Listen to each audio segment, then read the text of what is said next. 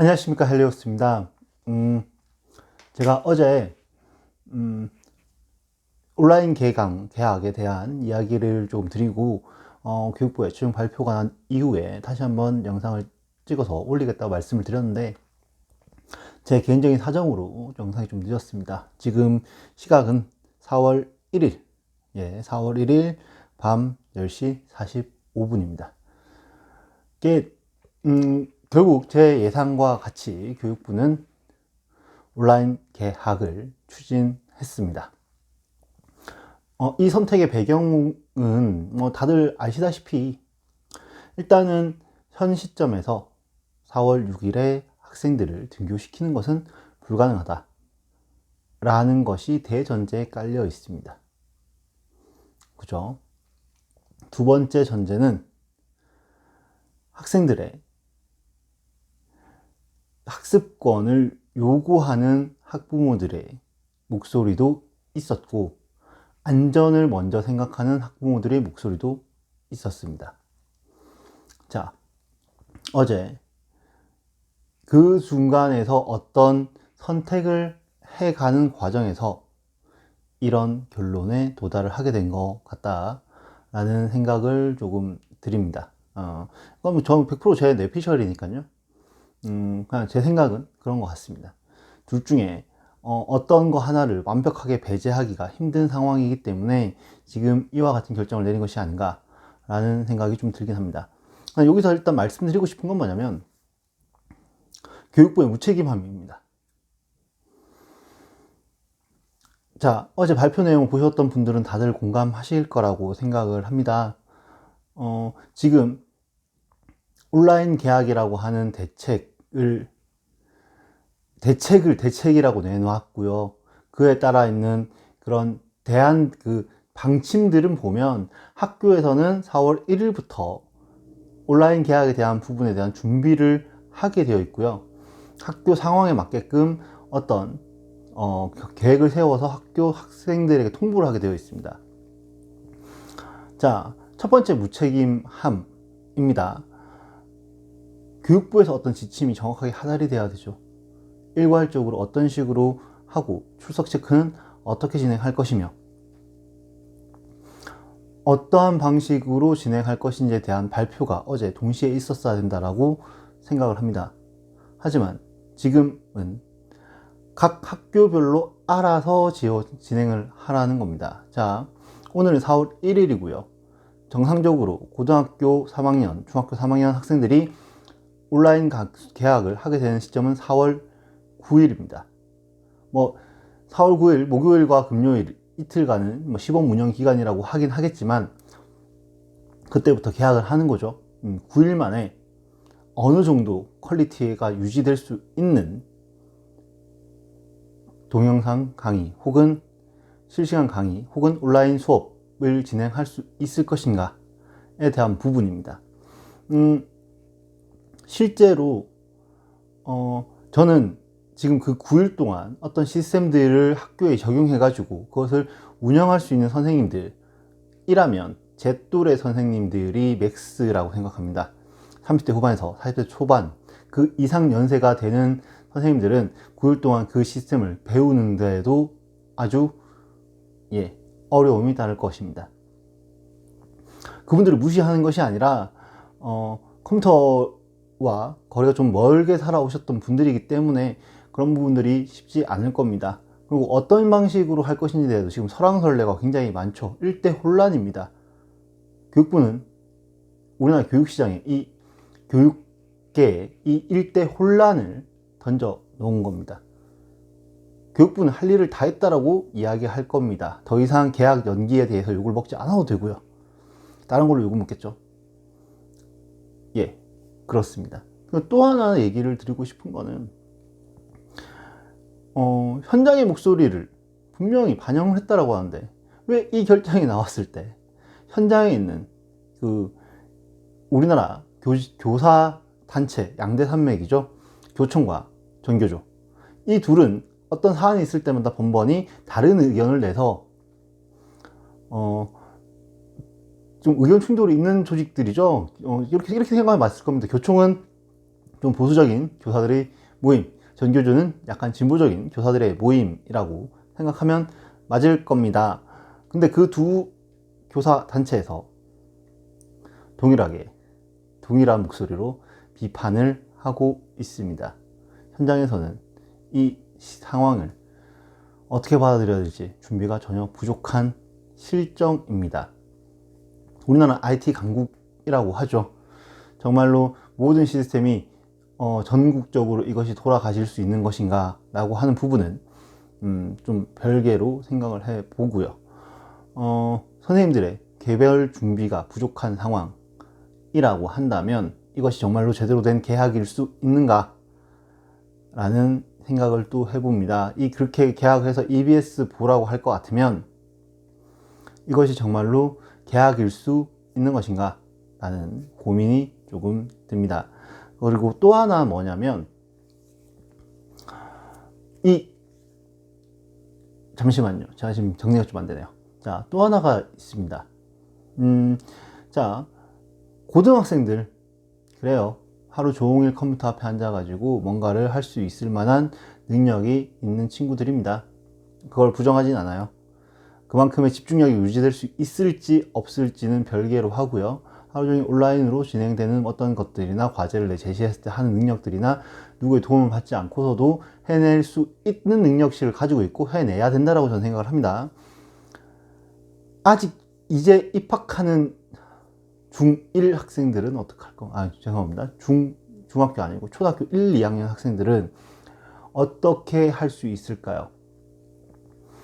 그 친구들이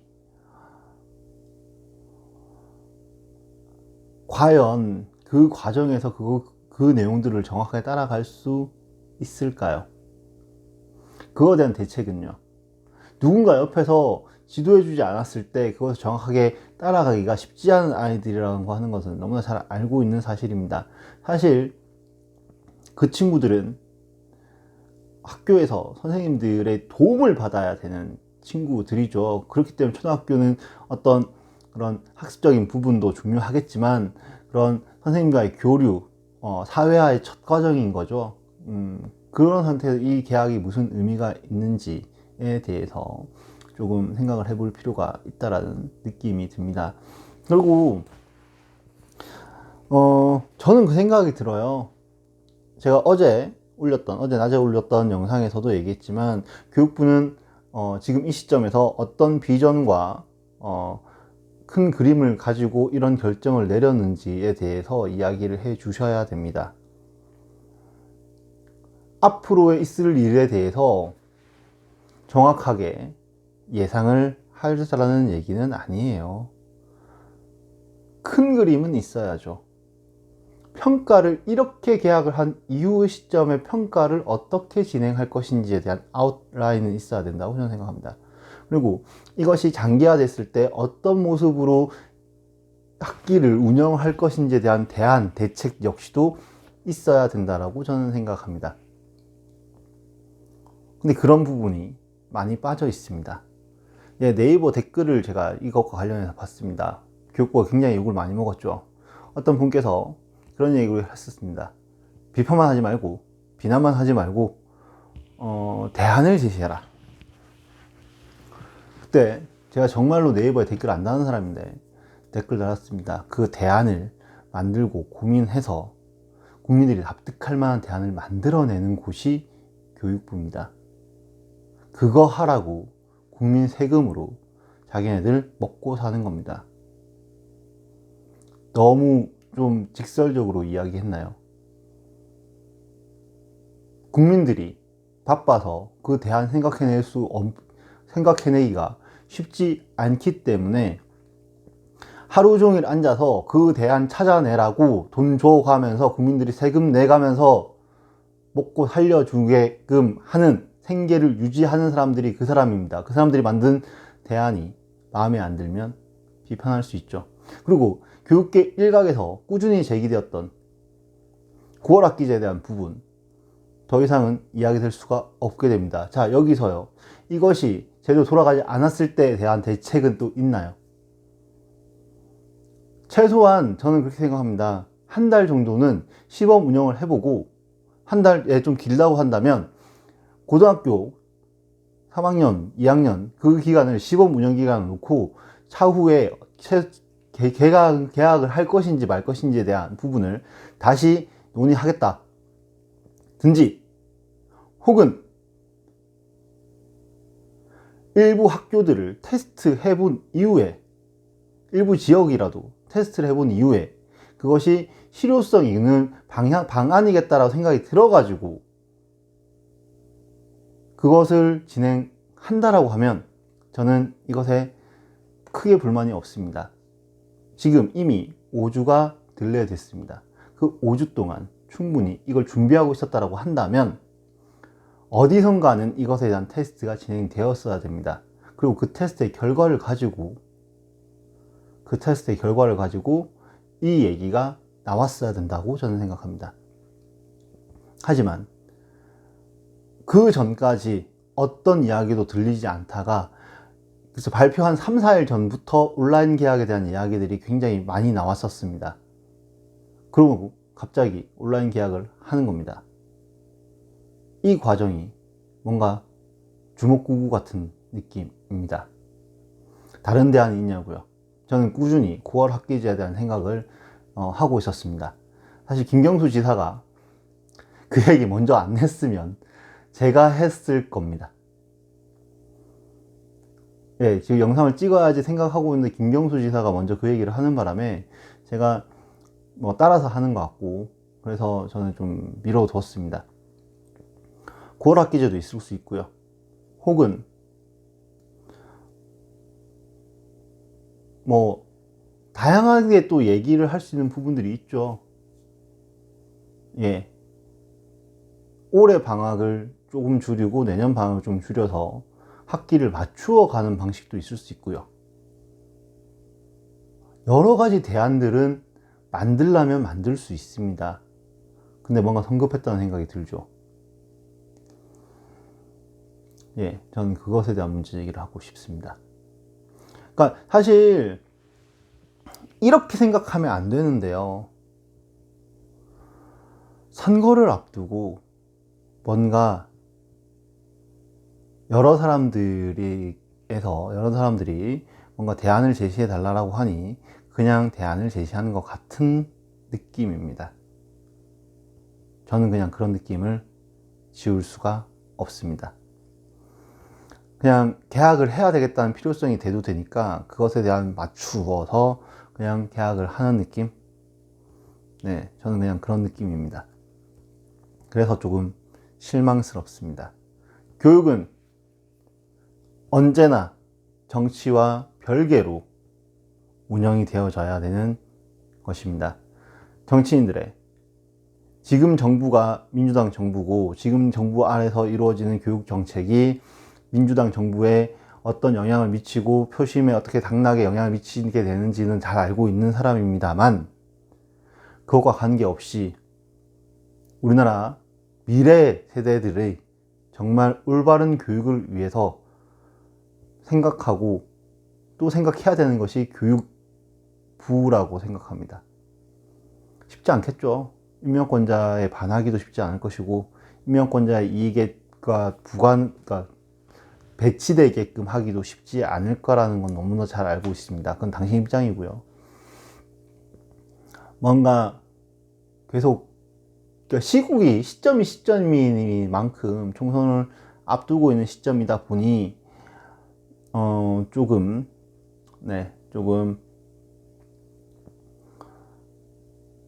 그런 의혹이 드는 것은 사실입니다. 앞으로의 교육부의 행보를 꾸준히 지켜보겠습니다. 책임질 수 없는 얘기를 못하겠으면 안 하면 그만입니다. 다만 어느 시점에서 얼만큼 안정화가 됐을 때 등교를 시작할 것인지에 대한 가이드라인은 있어야죠. 이러다가 어느 시점에는 학교장이나 지방교육부 교육청 교육감, 지방의 교육감들 재량으로 등교 여부를 결정하라는 교육부 총리의 결정이 뒤에 있을까봐 너무 겁이 납니다. 실제로 그렇게 될까봐 조금 겁나고 짜증나는 것이 사실입니다. 여튼 같이 한번 지켜보자고요.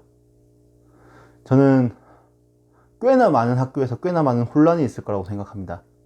아이들부터 학부모님들까지. 도대체 어디에서 어떤 사람들의 어떤 의견들을 수렴했는지는 잘 모르겠습니다.